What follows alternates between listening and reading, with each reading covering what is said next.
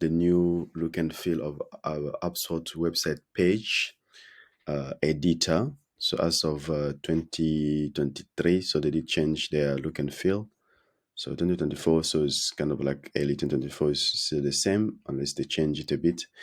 So we're gonna go. So the best way is always create content from content staging, create your page, but we're gonna do this one on the live here website page. You create your okay, so tests so do. Okay, so here you select your, let's say for instance, just select the template.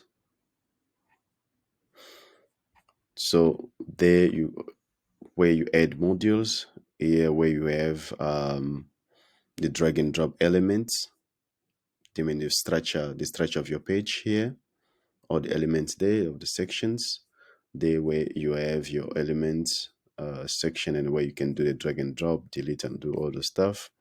Here we have where you do SEO optimization. We're gonna see all the recommendation options you're providing.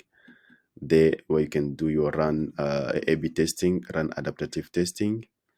And then there you have the site navigator, so the one that we have outside of this page here. And then on top here we have edit for desktop and also edit for mobile. You can do it there. Okay, so we have you can search for something there, search for modules and stuff, other stuff. There we have our settings, internal page name, page title, where you can change your path name, meta description, choose the campaign. Here we can, if you want to put a featured image for your page, and then the template preview, the language, to choose which language that the page is going to use. Here, if you have the audience access, so you want this one to have a membership system.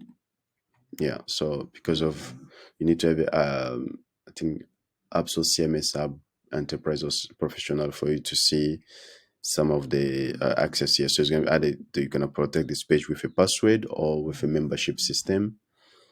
We have a dynamic page here where you can select AppDB tables. And then here you have add HTML for this page and a footer HTML if you want to add a JavaScript or SEO or something. You can add there,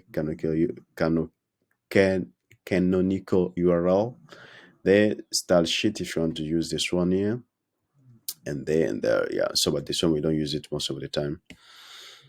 So, and then if you want to just access it first, this is the way that you do it. Here, once you want to, like, if you want to use a different template, is where you change it here. If you want to edit the template, you click there to edit the template. So that's the settings. Every time when you're doing some edit here, it gets saved, auto saved. And then later, for instance, if this one has been published, you must always click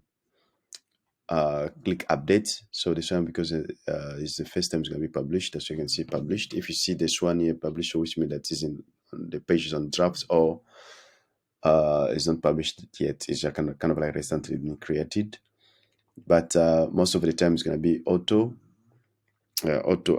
saved, and then you can click publish if you want to publish. But if you are doing some adding some section, you didn't finish yet with the site, or you want to send it to the client for revisions, you must always click you must avoid clicking update here, because if it's going to publish it, it's going to update it direct to the live site. So autosave is doing already the job before, so you want to make sure you can just click the save. Okay, so we have file, you can click new, you can clone, you can delete, you can go to the theme, you can view version history there, page detail, page URL, our settings if you need some help there, version history. Every time when you do some edit there, you're gonna see the undo. You can use the undo there. Version history is where you're gonna see all the stuff there. So this is the way that you yeah, so this is the yeah, basically it's so the stuff that you can do within the, if you want to change the name of the page, you can click here and then you change. Yeah, so this is the way that you can change there. Yeah, so that's it. uh what you can do with the page. Thank you so much.